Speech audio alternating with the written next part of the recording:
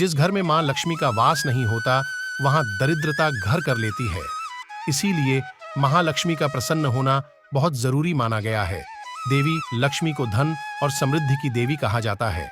सनातन धर्म के विष्णु पुराण में बताया गया है कि लक्ष्मी जी स्वर्ग में वास करती है।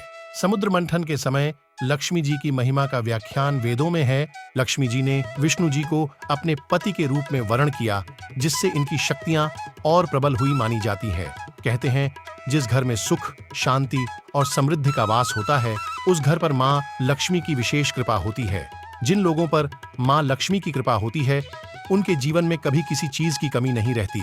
इसीलिए यह भी जानना आवश्यक हो जाता है कि मां लक्ष्मी की पूजन की सही विधि क्या है। यह एक सरल प्रक्रिया है जिसे आसानी से किया जा सकता है। सर्वप्रथम हमें माता की मूर्ति के सामने बैठकर मां के कमल पर विराजे उनके दिव्य स्वरूप का ध्यान करना है। दूसरे चरण में हम महालक्ष्मी जी से आह्वान करते हैं कि हे महालक्ष्मी देवी, आप समस्त देवताओं द्वारा पूजी जाती है। कृपया कर आज मेरी इस पूजा में भी आप पधारे और मेरी आराधना स्वीकार करें।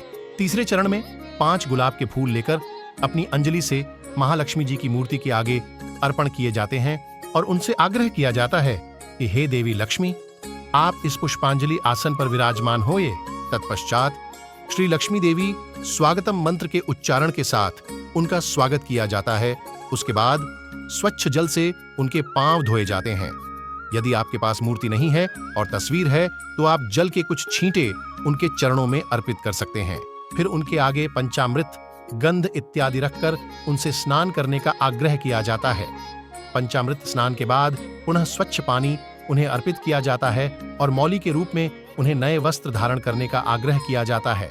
इसके बाद शहद में दूध मिलाकर, जिसे मधुपर्क कहते हैं, उनके समक्ष रखने की विधि है। फिर कुमकुम और अक्षत लेकर उनके माथे पर तिलक किया जाता है। फिर उल्टे हाथ में कुछ पुष्प और अक्षत लेकर सीधे हाथ से एक एक करके लक्ष्मी जी के सामने अर्पण किए जाते हैं। इस प्रक्रिया को अंग पूजा और अष्ट सिद्धि पूजा की उपाधि दी गई है। इस विधि के बाद देवी लक्ष्मी को धूप और दीप समर्पित किया जाता है।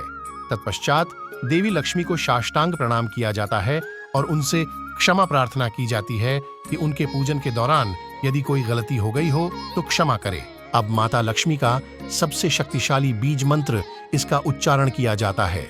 साथ ही किसी भी कार्य में सफलता प्राप्त करने के लिए उस कार्य को ध्यान में लाकर इस मंत्र का जाप करने से अद्भुत फलों की प्राप्ति होती है।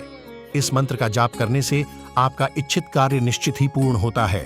अंत में माता लक्ष्मी जी की आरती के साथ पूजा समापन का विधान है। मान्यता यह भी है कि लक्ष्मी जी के साथ गणेश जी को भी बैठाया जाता है। यदि आपके पूजा स्थान में श्री गणेश भी विराजमान है, तो उनकी भी आरती अवश्य की जानी चाहिए। इस प्रकार आप विधि विधान से लक्ष्मी जी की असीम कृपा प्राप्त कर लेंगे। हिंदू शास्त्र के अनुसार लक्ष्मी जी के कुल 8 अवतार माने गए हैं। पहला महालक्ष्मी, जिनका निवास स्थान वैकुंठ में है।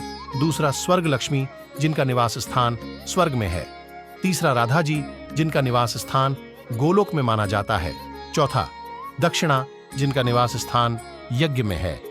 पांचवा गृह लक्ष्मी, जो हमारे घरों में निवास करती है। छठा शोभा, जिनका निवास हर पवित्र वस्तु में माना जाता है। सातवां रुक्मणी जी, जो गोलोक में निवास करती है। और 8वां राजलक्ष्मी अथवा सीता जी, जिनका निवास स्थान पाताल लोक में है।